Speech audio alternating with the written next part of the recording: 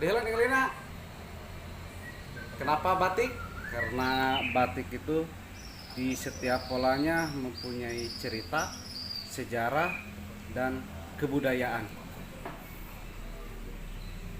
Kenapa batik? Karena di dalam batik memiliki nilai-nilai kebudayaan dan nilai leluhur kita. Kenapa batik? Karena saya terlahir di Kota Pekalongan, Kota Batik.